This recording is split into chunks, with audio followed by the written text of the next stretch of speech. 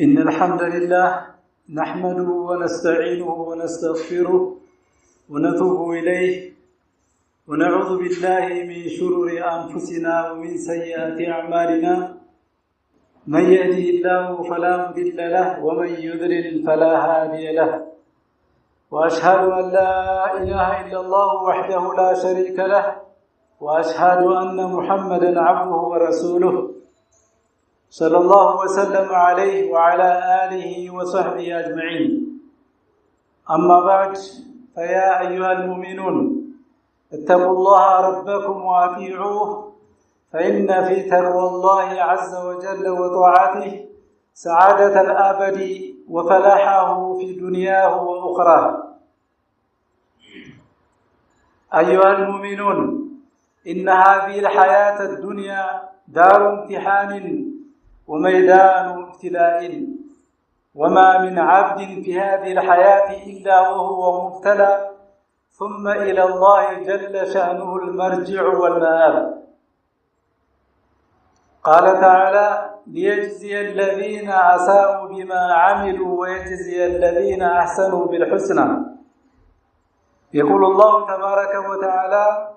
كل نفس ذائقة الموت ونبلوكم بالشر والخير فتنة وإلينا ترجعون. والابتلاء أيها المؤمنون في هذه الحياة الدنيا تارة يكون بالنعمة والرخاء، وتارة يكون بالشدة والبلاء، تارة يكون بالصحة وتارة يكون بالمرض، تارة يكون بالغنى وتارة يكون بالفقر. والمؤمن عرضة للبلاء في هذين البابين، باب الشدة وباب الرخاء. والمؤمن عباد الله من خير إلى خير في كل ابتلاءاته، ولهذا ثبت في المسند من حديث أنس رضي الله عنه أن النبي صلى الله عليه وسلم قال: عجبا للمؤمن لا يقضي الله له شأن إلا كان خيرا له. وهو حديث صحيح أخرجه الإمام أحمد في المسند وغيره، وصححه الإمام الألباني في السلسلة الصحيحة. وتأمل رعاك الله قوله عليه الصلاة والسلام في هذا التعميم: شيئا إلا كان خيرا له. وقوله شيئا يتناول كل ابتلاء سواء كان شدة أو كان رخاء. فالمؤمن في كل ابتلاءاته من خير إلى خير، وذلك أن المؤمن الموفق إذا ابتلاه الله جل وعلا بالشدة والعسر والمرض والفقر ونحو ذلك من الابتلاءات تلقى ذلك بالصبر، فيفوز في هذا النوع من الابتلاء بثواب الصابرين. وإذا ابتلاه الله جل وعلا بالرخاء واليسر والصحة والعافية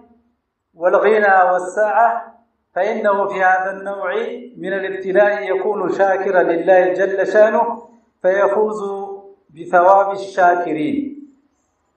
يوضح ذلكم ما ثبت في صحيح مسلم من حديث صهيب بن سنان رضي الله عنه أن النبي صلى الله عليه وسلم قال: عجبا لأمر المؤمن إن أمره كله خير، وليس ذاك لأحد إلا للمؤمن. إن أصابته سراء شكر فكان خيرا له، وإن أصابته ضراء صبر فكان خيرا له. فالمؤمن عباد الله في مقام الضراء يفوز بثواب الصابرين، وفي مقام السعة والرخاء يفوز بثواب الشاكرين. فهو يتقلب في هذه الابتلاءات بين الصبر والشكر. وقد قال الله تعالى في 4 مواضع من القرآن الكريم: إن في ذلك لآيات لكل صبار شكور. فذكر جل شأنه المقامين العظيمين: مقام الصبر على البلاء ومقام الشكر على النعماء. أيها المؤمنون وينبغي على عبد الله المؤمن أن يعلم أن توسيع الله جل شأنه على بعض الناس في مال أو صحة أو تجارة أو ولد أو غير ذلك من أنواع الإنعام ليس دليلا على رضا الله عنه وإكرامه له، وكذلك ليس التضييق على العبد والتأثير عليه في ماله أو في صحته أو في سائر أحواله دليلا على عدم رضا الله عنه أو إهانته له، فهذا ظن يظنه بعض الناس نفاه الله جل وعلا في القرآن. وتأمل ذلك في قول الله سبحانه وتعالى: فأما الإنسان إذا ما ابتلاه ربه فأكرمه ونعمه فيقول ربي أكرمن، وأما إذا ما ابتلاه فقدر عليه رزقه فيقول ربي أهانن. إن شاء الله تعالى تذكرة اليوم المؤمن والابتلاء إلى المؤمنون ያው ዱንያ ላይ ሲኖሩ በዚህ ዓለም ሲኖሩ በፈተና ላይ ነው ያሉት፣ በፈተና ውስጥ ናቸው ምን ጊዜም ማለት ነው።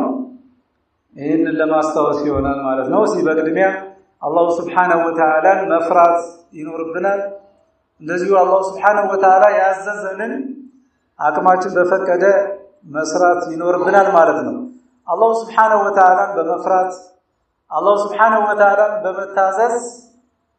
ያው ስኬታማ በዱንያም በአኺራም ስኬታማ እንሆናለን፣ እድለኞች እንሆናለን። ስለዚህ ይሄ ምድራዊ ህይወት ያው የፈተና ህይወት ነው፣ የፈተና ሜዳ ነው። ምድር የፈተና ሜዳ ነች ለአማኞች። وما من عبد في هذه الحياة إلا هو مبتلى ثم إلى الله جل شأنه المرجع والمآب። ማንኛውም ሰው ማለት ነው በዚህ ህይወት በዚህ ዱንያ ላይ ሲኖር ያው የሚፈተን ቢሆን እንጂ የተለያዩ ፈተናዎች ይደርሱበታል። ግን መጨረሻው ምንድነው ከተባለ ወደ አላህ Subhanahu Wa Ta'ala ነው ሁሉም የሚመለሰው ማለት ነው። ሁሉም ከአላህ ፊት መቅረቡ አይቀርም። ليجزي الذين أساءوا بما عملوا ويجزي الذين أحسنوا بالحسنى إلى الله። ከአላህ ፊት ሁሉንም ቀስቅሰው የሚያቀርበው መጥፎ የሰራው በመጥፎ ስራው ዋጋውን እንዲያገኝ፣ መልካም የሰራው በመልካም ዋጋውን እንዲያገኝ ማለት ነው። አላሁ ዐዘ ወጀል ምን ይላል? ኩሉ ነፍሲን ዛኢቀቱል መውት፣ ሁሉም ነፍስ ወይም ደግሞ ነፍስ ያላት አካል ሁሉ ሞትን ትቀምሳለች ማለት ነው። ወነብሉወኩም ቢሸሪ ወልኸይር፣ በመልካምና በመጥፎ ነገር እንፈትናችኋለን። ፊትነተን ወኢለይና ቱርጀዑን፣ ወደኛ ነው ግን መጨረሻ የምትመለሱት ይላል። ስለዚህ ሁሉም ፈተና ነው። ሸሩም ኸይሩም ለኛ ፈተና መሆኑን ሁላችንም ልናውቅ ይገባናል ማለት ነው። አላህ Subhanahu Wa Ta'ala አንዳንድ ጊዜ በጸጋ ይፈትነናል፣ በምቾት ሀብት በመስጠት ጤንነት በመስጠት፣ አንዳንዴ ደግሞ በድህነት ብርቱ ችግሮችን በማምጣት የተለያዩ አደጋዎችን በማምጣት በህመም እና በመሳሰሉ ነገሮች ይፈትነናል አላህ Subhanahu Wa Ta'ala ማለት ነው። ታዲያ ሙእሚን በሁሉም ኸይር መልካም ነው ለሙእሚን ማለት ነው። መልካም ሀብትን ቢያገኝ አላህ Subhanahu Wa Ta'ala ያመሰግናል። እንደዚሁም ደግሞ ችግር ቢደርስበት ትዕግስት ያደርጋል ማለት ነው። እና በእነዚህ በሁለቱ ነገሮች የምንፈተን መሆናችንን ማወቅ አለብን። ነብያችን አለይሂ ሰላቱ ወሰላም አነስ ባስተላለፉት ሐዲስ አጀበን ሊልሙእሚን ላ የቅዲላሁ ለሁ ሸይአን ኢላ ካነ ኸይረን ለህ፣ የሙእሚን ነገር በጣም ይገርመኛል ይላሉ። ሙስነድ ኢማም አህመድ ተዘግቦ የሚገኝ ሐዲስ ነው። አላህ Subhanahu Wa Ta'ala በሱ ላይ አንዳች ነገር አይወስንም ለሱ መልካም የሚሆንለት ቢሆን እንጂ ይላል። ይሄ ሊታወቅ ይገባዋል ማለት ነው። ስለዚህ ሙእሚኖች በሁሉም በኩል ኸይር ነው ለነሱ ማለት ነው። ሀብትን ሲያገኙ ያመሰግናሉ ትክክለኛ አማኞች ከሆኑ ማለት ነው እንጂ በራሳችን ልፋት፣ በራሳችን ጥረት፣ በራሳችን ዕውቀት አይሉም። ይሄ አላህ Subhanahu Wa Ta'ala የሰጠኝ ጸጋ ነው ወይም የሰጠን ጸጋ ነው ብለው አላህን ያመሰግናሉ። አላህ ባዘዘው ነገር ላይ ያውሉታል ማለት ነው። ይሄን የበለጠ የሚገልጸው ሐዲስ ደግሞ ሱሀይብ ኢብኑ ሲናን ያስተላለፉልን ሐዲስ ነብያችን አለይሂ ሰላቱ ወሰላም عجبا لأمر المؤمن የሙእሚን ነገር በጣም ይደንቀኛል አሉ إن أمره كله خير ማንኛውም የአማኝ ነገሩ ሁሉ خير ነው መልካም ነው وليس ذاك لأحد إلا للمؤمن ይሄ ደግሞ ለማንም አልተሰጠም ለአማኝ እንጂ إن أصابته سراء شكر ደስታ ሲያጋጥመው አላህ Subhanahu Wa Ta'ala ያመሰግናል فكان خيرا له ለሱ خير ይሆናል አጅር ያገኛል ثواب ያገኛል وإن أصابته ضراء صبر ጉዳት ሲደርስበት ደግሞ ይታገሳል فكان خيرا له ለሱም خير ይሆንለታል ይላሉ ነብያችን አለይሂ ሰላቱ ወሰለም ማለት فالمؤمن عباد الله في مقام الضراء يفوز بثواب الصابرين በጉዳት በሚደርስበት ጊዜ ሙእሚን ታጋሽ ይሆናል በትዕግስቱ ثواب ያገኛል ምንዳ ያገኛል وفي مقام الساعة والرخاء يفوز بثواب الشاكرين በምቾትና በድሎት ጊዜ ደግሞ እንደዚሁ ثواب ምንዳ ያገኛል የነማንን የአመስጋኞችን ምንዳ ያገኛል ለዚህ ነው አላህ Subhanahu Wa Ta'ala በተከበረው ቁርአን አራት ቦታዎች ላይ إن في ذلك لآيات لكل صبار شكور إلى الله ሁለቱንም ጠቅሶታል በዚህ አንቀጽ ማለት لكل صبار በጣም ታጋሽ የሆኑ አካላት ጉዳት ሲደርስባቸው እንደዚህም ደግሞ ሸኩር በጣም አመስጋኞች አላህ በሰጣቸው ጸጋ ለነሱ ትልቅ የሆነ ተአምር አለ ይላል አላህ فذكر جل شأنه المقامين العظيمين مقام الصبر على البلاء ومقام الشكر على النعماء أيها المؤمنون وينبغي على عبد الله المؤمن أن يعلم أن توسيع الله جل شأنه على بعض الناس في مال أو صحة أو تجارة أو ولد أو غير ذلك من أنواع الإنعام ليس دليلا على رضا الله عنه كان عندنا سوي زل عندنا سو ጤንነቱን መስጠቱ ልጆች መስጠቱ ሀብት መስጠቱ በድሎት መኖሩ ይሄ ለአላህ Subhanahu Wa Ta'ala ውዴታ ምልክት ነው ብለው ይሄን የሚገምቱ ሰዎች አሉ ማለት ነው وكذلك ليس التضييق على العبد والتقدير عليه አንድ ሰው ደግሞ በድህነት በችግር እያማቀቀው ስንመለከት ይሄ ደግሞ ጤንነት አጥቶ በሽተኛ ሆኖ የተለያየ ጉዳት ሲደርስበት ይሄን ሰው አላህ Subhanahu Wa Ta'ala በቃ ያልወደደው ሰውና የጠላው ሰው ነው ብሎ የሚያስቡ ሰዎች አሉ فهذا ظن يظنه بعض الناس ይሄ አንዳንድ ሰዎች የሚገምቱት ግምት ነው አላህ Subhanahu Wa Ta'ala ውድቅ አድርጎታል በተከበረው ቁርአን وتأمل ذلك في قول الله تعالى فأما الإنسان إذا ما ابتلاه የሰው ልጅማ ጌታው በመከረው ጊዜ በፈተነው ጊዜ فأكرمه ونعمه እንደዚህም ክብር በሰጠውና የተለያዩ ጸጋዎችን በሰጠው ጊዜ فيقول من ይላል فيقول ربي أكرمني ይላል ጌታዬ እኮ አከበረኝ አበለጠኝ ከሌሎች ሁሉ የበላይ አደረገኝ ይላል ከዛስ وأما إذا ما ابتلاه فقدر عليه እንደዚህም ደግሞ በመከረውና በሱ ላይ ሲሳይውን ወይም ደግሞ ባጣበበበት ጊዜ በጣም በችግር በቀጣው ጊዜ ጌታዬ አሳነሰኝ ይላል በጣም ዝቅ አደረገኝ ይሄ የሰው ልጅ አመለካከት ነው እንጂ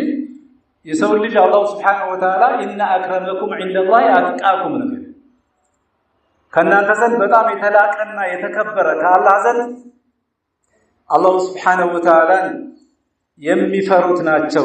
የሚፈሩት ናቸው ስለዚህ ዋናው አላህ ጸጋ ሲሰጠው በጸጋው አመስግኖ ሷብ ያላን አጅር የሚያገኝ ተወዳጁ ይሄ ነው ሁለተኛው ደግሞ የተለያዩ ፈተናዎች ደርሶበት ትዕግስት ያደረገ ነው ወኩሉ منهما حقق العبوديه المطلوبه منه ይሄንን ያደረጉ ሰዎች ባርነታቸውን ለአላህ በትክክል አረጋግጠዋል فكانوا كلاهما من الفائزين የደሃ ታጋሽ እንደዚህም ደግሞ የሀብታም አመስጋኝ ናቸው ጀነትን የሚወርሱት ማለት ነው አመስጋኝ ማለት አላህ Subhanahu Wa Ta'ala በሰጠው ሀብት የሚያመሰግን አላህ ያ ገንዘብ እንዲውል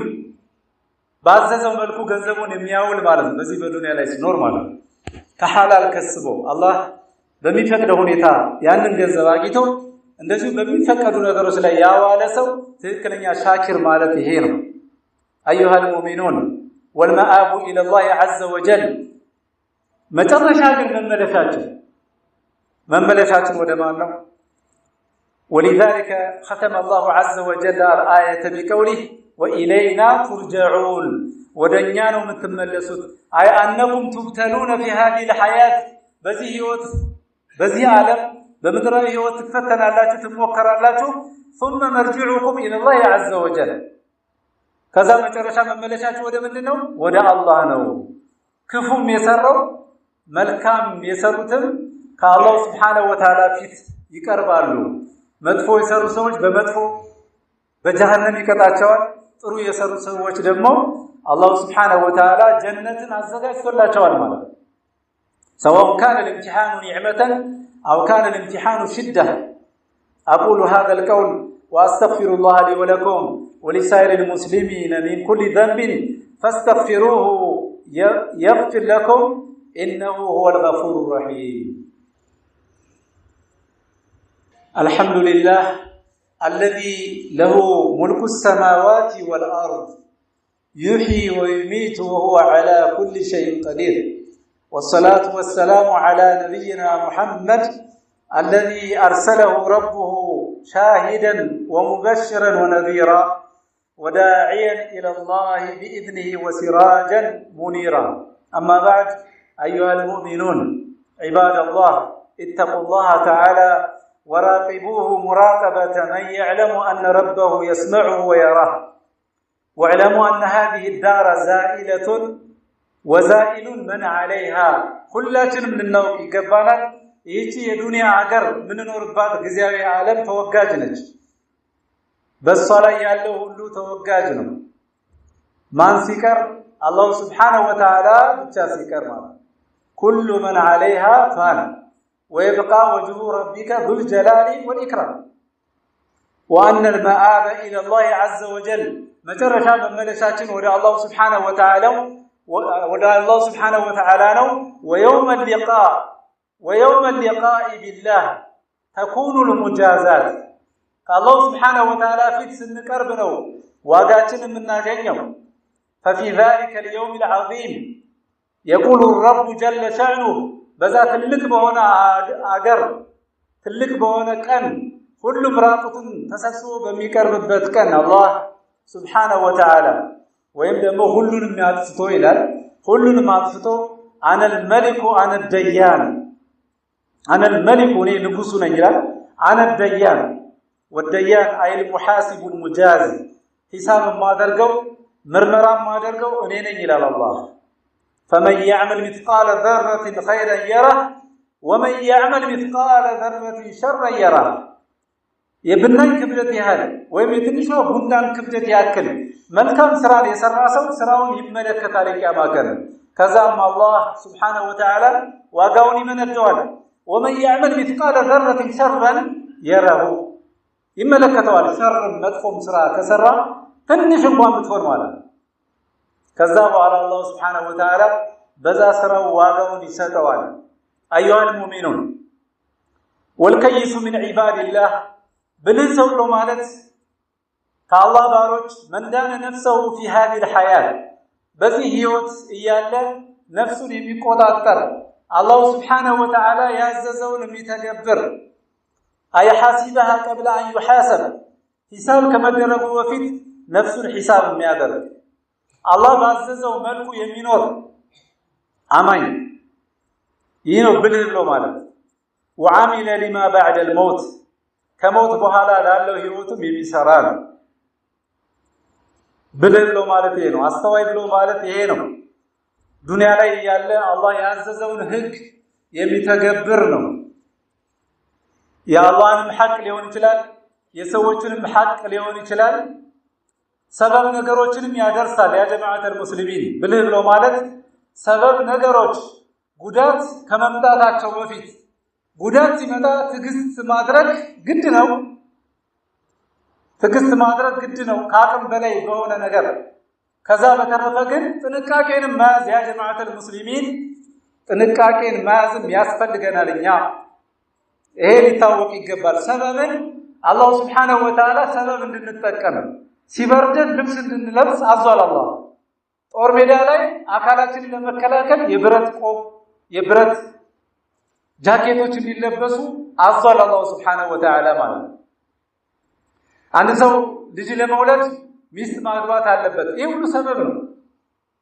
ስለዚህ በሙስሊሞች ላይ እየደረሰ ያለው ጥቃት በጣም እየተስፋፋ ስለሆነ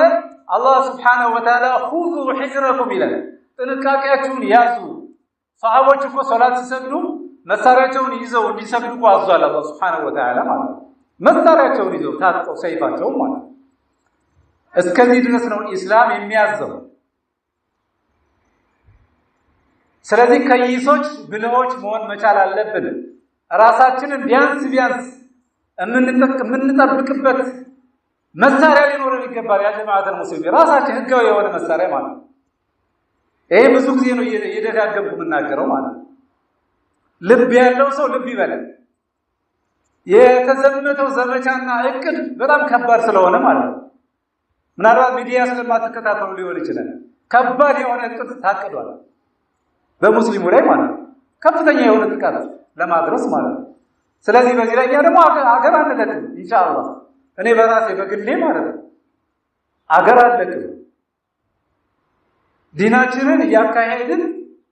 በዚህ ላይ የሚመጣውን አደጋ ተሸክመን ጥንቃቄያችንን ይዘን የሚደርሰውን ተቀብለን